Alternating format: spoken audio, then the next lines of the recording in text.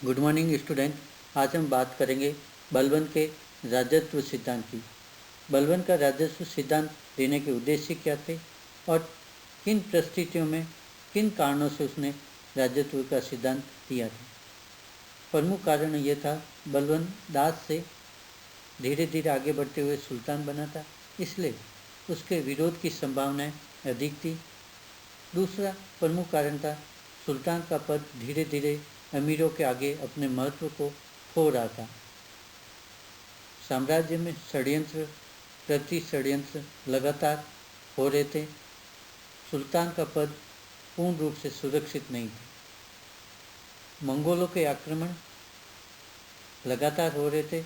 ऐसे में केंद्रीकृत संगठित शासन की जरूरत थी। बलबन को यह पता था कि वह भी 40 प्रमुख सदस्यों में से था और सुल्तान बना, इसलिए इस्लाम में कोई भी व्यक्ति सुल्तान बन सकता है। ऐसी स्थिति में उसके विरोधी बहुत सारे लोग होंगे जो सुल्तान बनना चाहते थे। ऐसी स्थिति में बलबन ने एक सिद्धांत दिया। उसका मानना था कि जनता में भय मिश्रित श्रद्धा सुल्तान के प्रति होनी चाहिए, जिससे सुल्तान का पद सुरक्षित हो और आम जनता उसकी ओर सुल्तान बनने का सपना भी न ले।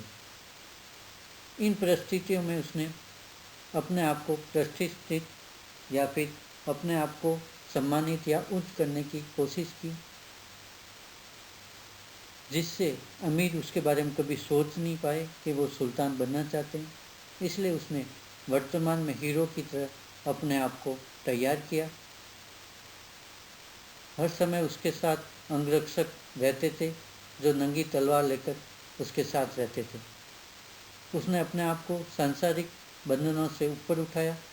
एक आदर्श अनुशासित दरबार में आने लगा।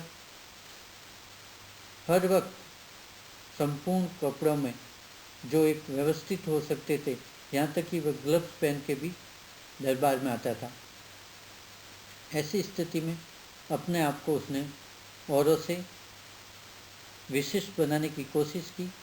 दरबार को ईरानी परंपरा के अनुसार भव्य बनाया, जिससे लोगों में ये संदेश जाए, जनता में संदेश जाए कि दरबार या सुल्तान बहुत अधिक पैसे वाला है और हम वहाँ तक नहीं पहुँच सकते।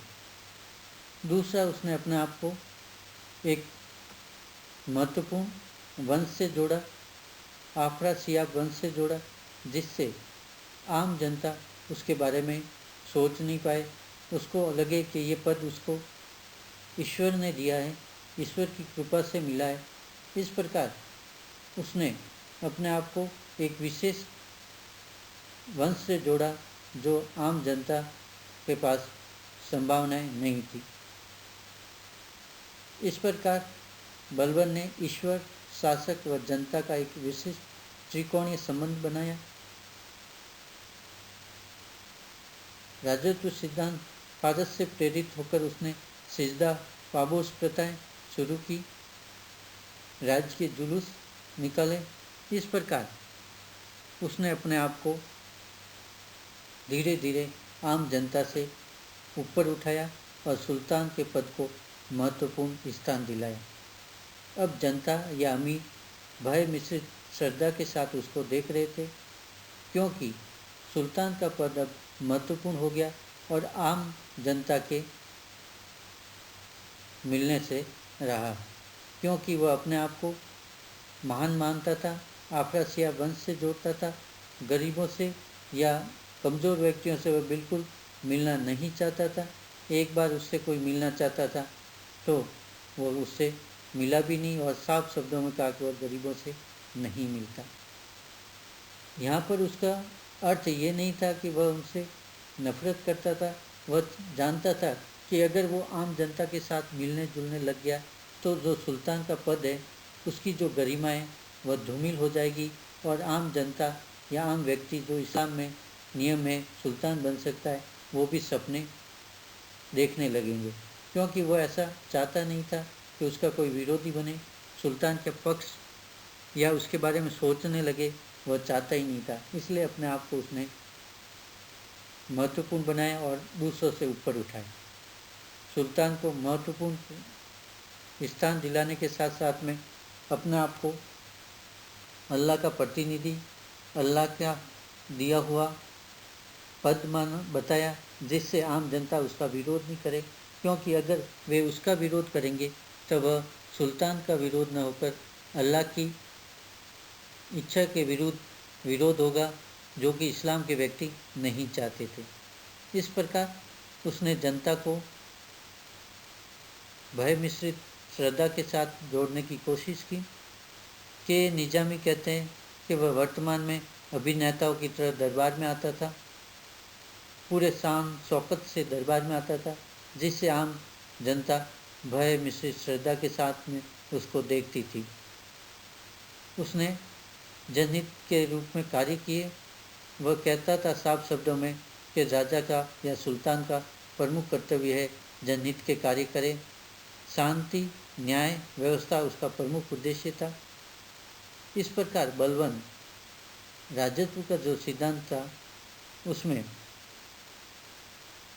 सुल्तान ने अपने आप को आम जनता से ऊपर उठाया और धीरे धीरे बलवन ने जो मानवीय बलवन था उनको समाप्त कर एक सुल्तान का या सुल्तान बलवन बना दिया, जिसमें मानवीय भावनाएं या जो इच्छाएं थी वह समाप्त कर दी। यहाँ तक कि उसके दरबार में ऐसा कहा जाता है कि उसका पुत्र जब मर गया था, उसके मृत्यु के समाचार जब उसको मिले तब वह दरबार में न तो रोया न कुछ उसने प्रतिक्रिया दी, क्योंकि वह दरबार को अनुशासित चाहता था। बाद में जाके वह भले खूब रोया हो, लेकिन दरबार में रहते वक्त वह स्वयं अनुशासित रहता था और दूसरों से अपेक्षा करता था।